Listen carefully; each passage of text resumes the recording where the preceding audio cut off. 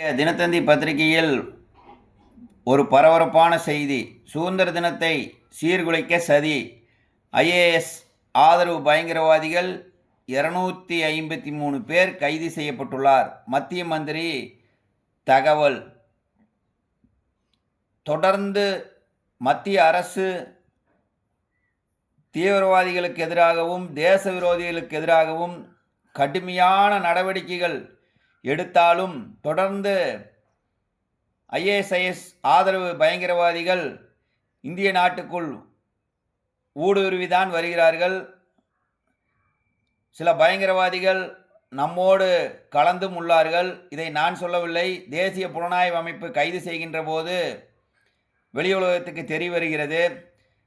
தொடர்ந்து நான் பூர்வீகமாக வசித்து வருகின்ற கோவை மாவட்டத்திலும் இதுபோல் அடிக்கடி ஐஎஸ் பயங்கரவாதிகள் கைது செய்யப்படுகிறார்கள். அமலாக்கத்துறை, தேசிய புலனாய்வு அமைப்பெல்லாம் அவர்கள் வீடுகளிலே சோதனை நடத்துகிறார்கள். பல ஆவணங்களை கைப்பற்றுகிறார்கள். தொடர்ந்து இந்த பயங்கரவாதிகளுடைய செயல் இந்தியாவில் இருந்து கொண்டே இருக்கிறது.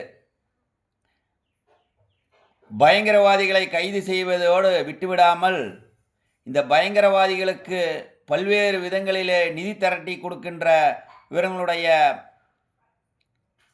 பட்டியலையும் தயாரித்து யார் யார் பயங்கரவாதிகளுக்கு உதவி செய்கிறார்களோ அவர்கள் மீதும் கடுமையான சட்டப்பிரிவுகளிலே தேசிய புலனாய்வு அமைப்பு நடவடிக்கை எடுத்தால்தான் பயங்கரவாதிகள் இல்லாத இந்தியாவை உருவாக்க முடியும் என்று தெரிவித்துக் கொள்கின்றோம்.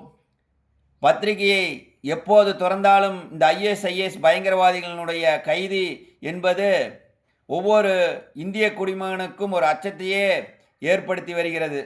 அது மட்டுமில்லாமல் எங்களைப் போல பொது வாழ்க்கையிலே இந்த பயங்கரவாதிகளுக்கு எதிராக சமூக வலைத்தளங்களிலும் பல்வேறு நிகழ்ச்சிகளிலும் கடும் எதிர்ப்பை தெரிவித்து இந்த பயங்கரவாதிகள் சம்பந்தமான செய்திகளை எல்லாம் இந்த நாட்டு மக்களுக்கு தெரிவித்து வருவதால் எங்களுக்கும் இந்த பயங்கரவாதிகளால் அச்சுறுத்தல்கள் உருவாகிறது. இந்த பயங்கரவாதிகளை இந்திய தேசத்திலிருந்து ஒழிக்க வேண்டும்.